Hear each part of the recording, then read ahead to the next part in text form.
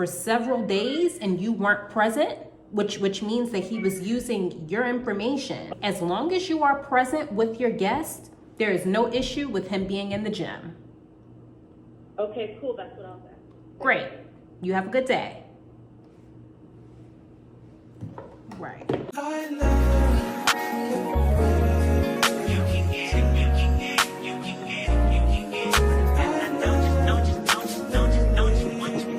Every second, every minute, man, I swear that she can get it. Welcome to a chaotic day in the leasing office, starring me, baby.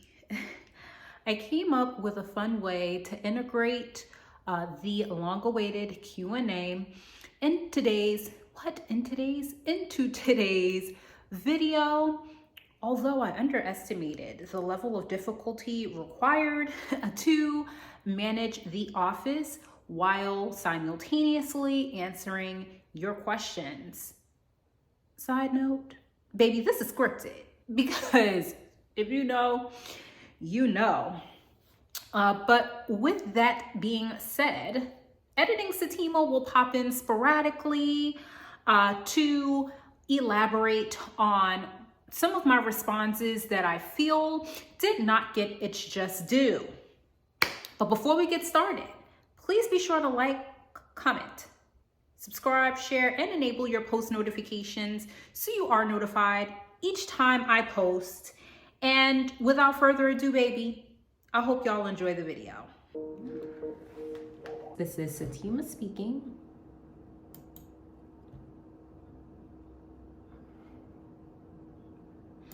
Good morning. I'm doing good. How are you? But I can check your work order and see if he left any service notes. Allow me to place you on a brief hold. Yeah, one of our plumbing vendors will be out at some point today to finish the job. So as soon as he arrives, I can contact you. Is your fur baby put away? So the first question is, what are some of the top rated property management companies to work for? Editing Sattima here.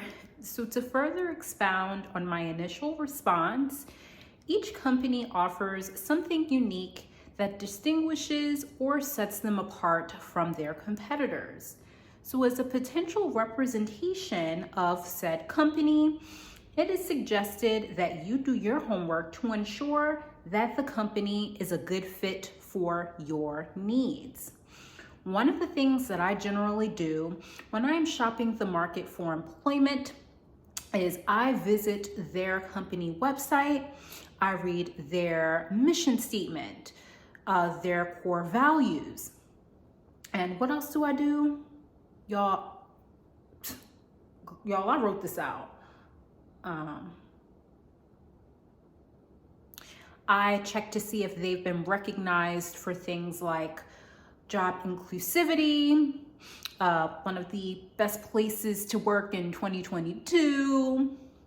And then I go on Indeed or other third-party job sites to read their reviews by their current and former employees to gauge their overall index of happiness. I've heard great things about companies like Camden, Bell Partners, Rangewater. My former property manager currently works for a Rangewater property and she loves it. But again, I encourage all of you to do your independent research as all of our experiences will be different. Are we a part of the Triangle Apartment Association? I don't think so. We should be. We used to, I think, when Aura was here. When Aura was here, she probably signed. She was paying, I think. You have to pay yearly, but they should. Yeah. It's a good thing. So there are different training opportunities, networking opportunities. Oh, they give you discount, yeah, for the training. And then I see that they have an Excel training on November 7th. Good morning. How you doing? Good, how are you? I came here to talk with somebody about my rent. Yeah, absolutely. Saying, would he be able to go to the gym with me if I was to go to the gym? He has been here for more than 7 consecutive days, so he is now considered an unauthorized person in the home. So we would need to start the process for adding him to the lease. Satima, he doesn't live here. He doesn't spend the night here. I was just asking about the gym. As long as you are present with your guest, there is no issue with him being in the gym. Okay, cool. That's what I was asking. Great. You have a good day. Right. Girl, I was gagging. Cause I know you lying. Mr. Philippe, Who are you calling? Who is this? we were scheduled for a viewing at 11 a.m. I see. I texted the line and they responded. I said I wasn't coming, so that is the case. Okay, you might have been speaking to our artificial intelligence bot. Do you mind divulging why you are no longer interested? It's in the messaging. Otherwise, yeah. No thanks. Okay, Thank you. Have a good day. you as well. Bye bye. Bye. Hey. Hey. I just want to drop this off. I was talking about some younger room. Okay. Give me 1 second. Alrighty, I will post this to your account now. Thank you. No problem. Have a good day. You too. Okay, so next question, how do I facilitate my tours? I'm going to insert a clip of a virtual meeting that I facilitated at some point last week. Well, it was the introduction to the virtual meeting, and I asked general questions to get a better idea of what the prospect was looking for. Now, that lady can talk. So it kind of dragged out, but I will insert the clip now and I will check back in with you guys in just a moment. Please tell me when you are looking to move. And you said that you're looking to move in April of 2024. Are you currently in the market for a 1 or 2 bedroom unit? So I worked in the nursing department as administrative support person for the resource manager for nursing. Okay, so we're open to a 1 or a 2 bedroom apartment home. What is your max budget? My max budget is around 14. 14, perfect. And do you have a preference as far as what floor you would want to be on? Or do you have any other living preferences that we should be made aware of? I asked very specific questions to get a better understanding of what they are looking for in their next living experience. So what brings you in? How many apartment communities have you toured prior to us? Are you shopping the market for a 1 bedroom? Are you shopping the market for a 2 bedroom apartment? Do you need 2 bathrooms? Are you in the market for a newer development? Or is your primary focus the practicality of the home because you intend to become a homeowner in the near future? Oh, you want to make sure that you're assuming the clothes throughout the tour experience. So you say assumptive things like, when you move into your future apartment, or how are you going to decorate your dining room? Like you you put them in the mind frame that they are going to be moving in. So just some helpful tips there. But how I usually facilitate my tours, so can y'all see me? Just kidding. So when they come into the apartment home that I am showing them, I say, welcome to your future apartment home. I offer them a beverage from the Wow fridge, and then I talk about the features and the benefits of the unit. And then once you get back to the leasing office, That's when you put that assertive belt on. You're a little more assertive. Okay, so you have told me that you love the property. Let's complete the application now. And if they say, hey, I need a little more time, I'm still shopping the market. Okay, when can I connect with you again? When can we speak again?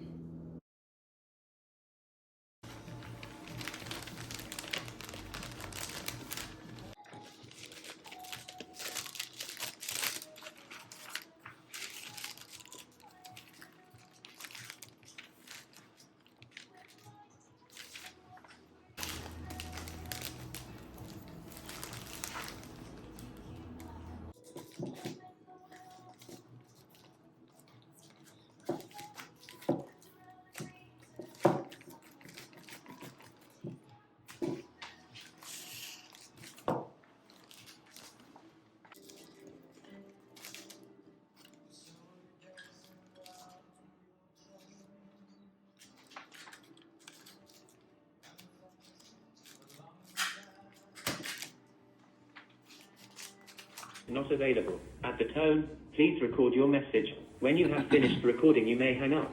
Following up on your scheduled move out for today, now it looks like you provided us with your forwarding address, but we haven't received your keys just yet.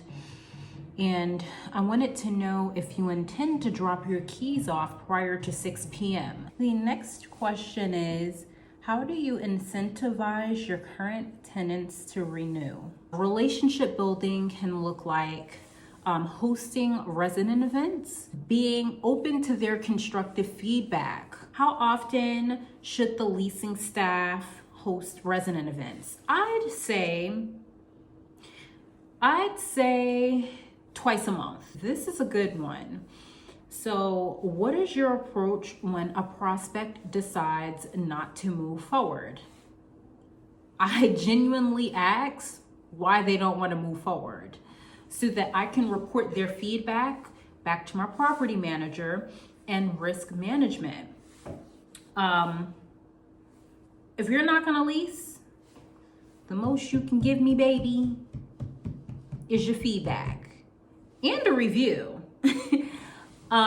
So yeah, that's my approach to prospect deciding not to move forward. I ask the questions.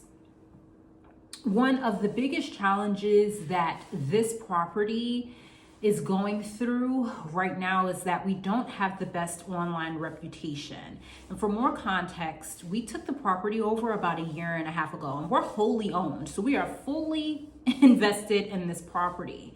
So we're having to clean up a lot of the shit that prior management did, but we understand that on an internal level. At the end of the day, prospects don't give a damn about any of that, right? All they see, their perception is their reality. You guys have seemingly bad reviews. I don't want to take that risk, and that's understandable. So, yeah, when they decide not to move forward, I ask for their feedback. I ask for them to leave a review about their tour experience, and we take the feedback and re-strategize on how we can make the tour experience better so that we can convert more tours to apps. I hope that I'm making sense. How often should you follow up post-tour? I would say a good 4 to 6 times, and you can mix it up with text messages, phone calls, emails, because you don't want to blow them up. Who is this?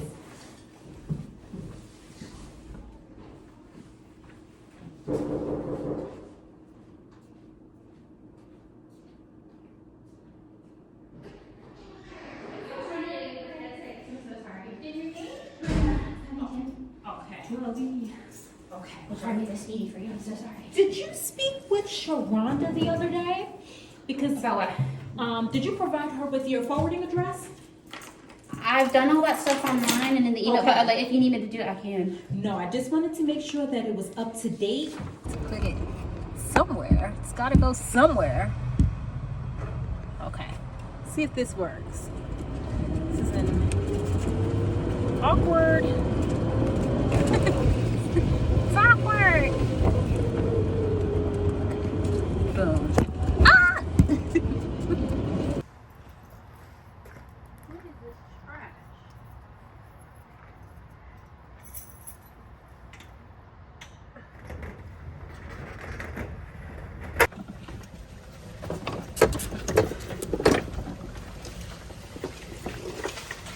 Let's see, can I get it? Save. Ah, maybe not so much. So it is now the next day, and I'm in one of our apartment homes completing our pre-move-in checklist for a move-in scheduled for tomorrow. And I wanted to show y'all some of my observations. Now, overall, the apartment looks fine, not a spider. And then one of the cabinet fronts fell off. This door to the storage closet does not open and close properly, so we'll need to submit a ticket for that. They were supposed to swap out this thermostat.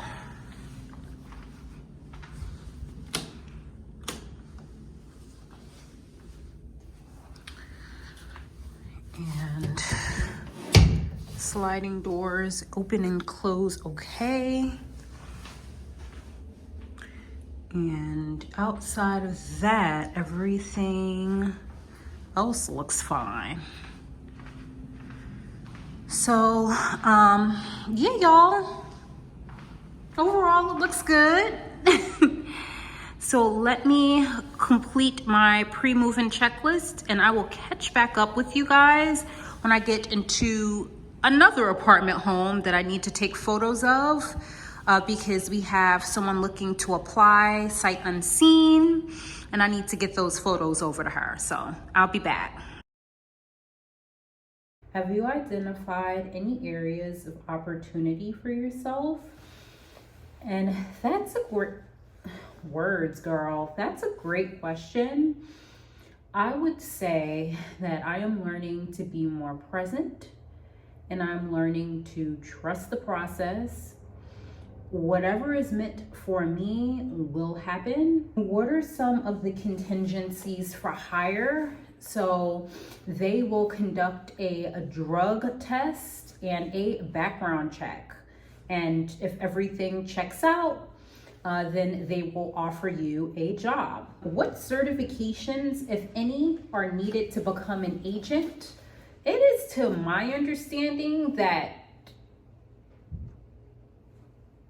most companies don't require that you have any certifications. What does the hiring process look like? In total, I had 3 interviews, and then I was offered the position. But I made sure that I did my research. I studied. I went in with confidence, and it also helped that I had prior sales experience. And the process took about a week. I have no experience. How can I stand out? How can you stand out? Make sure that you have a poppin' ass resume. Prior sales experience would really give you leverage, and make sure that you are following up. Editing Satima back again for another challenge. So we have 2 final questions. The first one being, how soon can an agent move on site?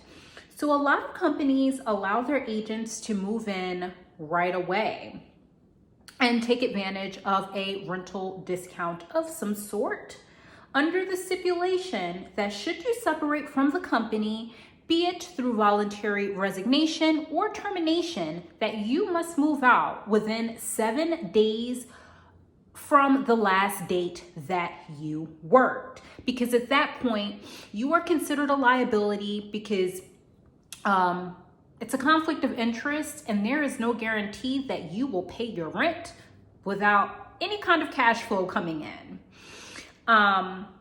Now, there are those one-off situations where you have to satisfy a probationary period before you can move in. Additionally, living on site is a request that must be approved by your risk management team, as they ultimately determine how many people from the on-site team can live on site based on the allotted budget